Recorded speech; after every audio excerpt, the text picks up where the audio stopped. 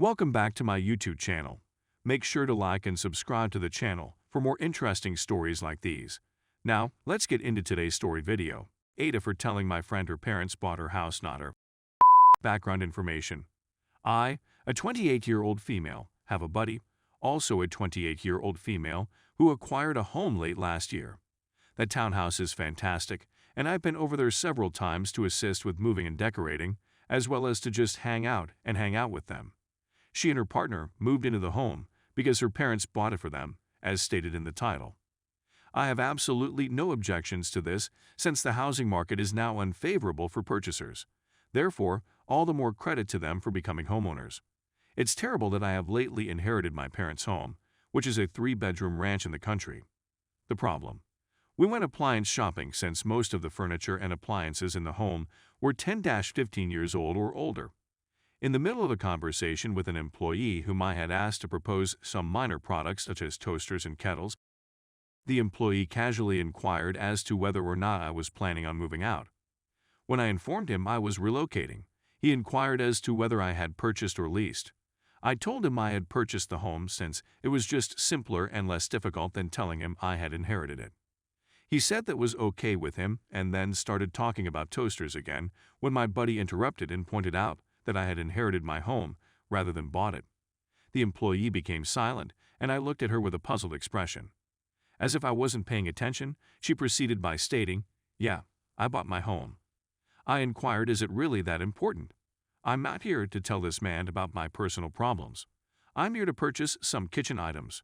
Then she smirked and remarked, "It's just for the record," which just added to my confusion and irritation. "I'm sure you can see where this is heading." I said, "Oh, all right, well, just for the record, your parents bought your home for you," I said. The staff led swiftly, and she went out the door of the establishment.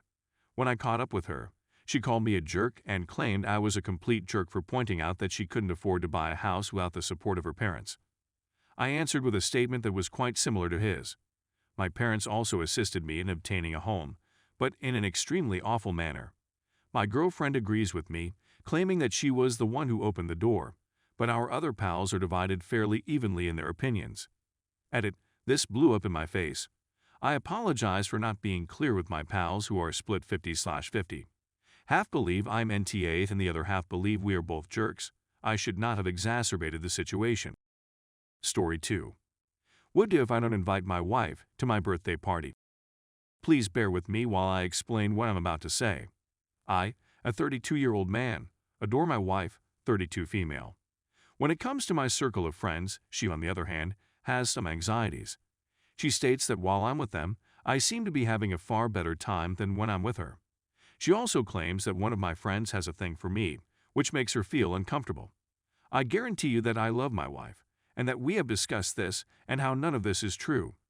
She is presently undergoing treatment, but it is still difficult for her to accept. Even while she has never requested that I stop seeing them or anything like that, I am well aware that she is displeased when I go out with them. I also informed my buddy, who rumor has it that he had a thing for me, that my wife was not happy with our connection, and that we would have to maintain a certain amount of space. The reality is that I really like my circle of friends. We always have a good time together, and I would hate for our relationship to be lost in the process. I have a birthday coming up next Thursday, and my wife has asked me several times what my plans are and what would make me happy. She gets more excited about my birthday than I do. After much thought, I finally told her that I would be having dinner with her and my parents on Thursday, dinner exclusively with her on Friday, and throwing a party with my friends on Saturday while she could stay at home and sleep. She has to work really early on Sunday. I thought this was a reasonable plan, but she did not agree. It made her very furious because it makes her sad because in 8 years I have never arranged a party, no matter how much she urged, since I despise my birthday, which is true. But now with this group of pals I'm excited and planning a party that will not even involve her. I informed her that I did include her by spending time with her on Thursday and Friday of this week, and that if she had invited me, I would have said yes without hesitation. Then I informed her that I'd prefer not to get into a fight with her and that I was canceling the party altogether. She reflected on the situation and concluded that I was probably correct and that she shouldn't be so angry. She said that she didn't want to disrupt my birthday celebrations and that I could go with the party arrangements as planned. But now I'm not so convinced about it. Is it better for me to cancel this party? She will not be attending this party since she is required to work on that particular day. Story 3. AITA for telling my parents they put all their chips on the wrong kid so they get to deal with the consequences. This is going to sound terrible, but please bear with me. I, 22 female, grew up with a sister who was a few years older than me and who went away the previous year. When we were younger, she was the most popular kid in school and tormented me mercilessly, but no one ever believed me when I told them. As a teenager, she was involved in a serious accident because she was doing something dumb that she had been warned not to do, and she was left paralyzed from the neck down.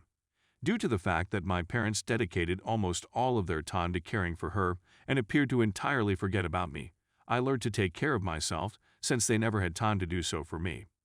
My grandparents, at the very least, would take me out to eat on my birthdays and sometimes let me spend the night at their house.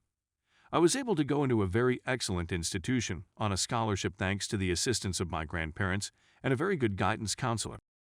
I moved out as soon as I was able after graduating.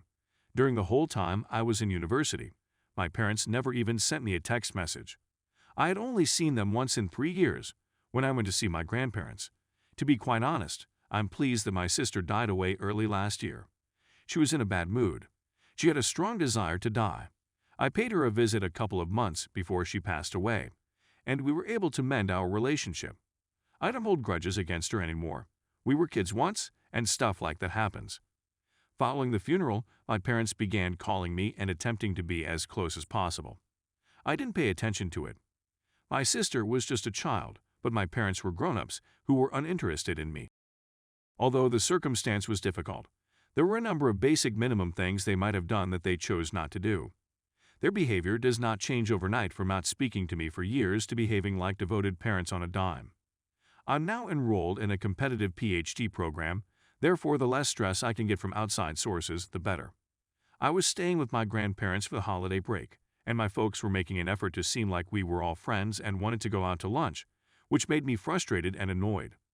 I ultimately informed them that I wasn't interested in spending time with them right now and that if they wanted a relationship in the future, they needed to back off and genuinely work on building one rather than attempting to pretend that nothing was wrong with their relationship.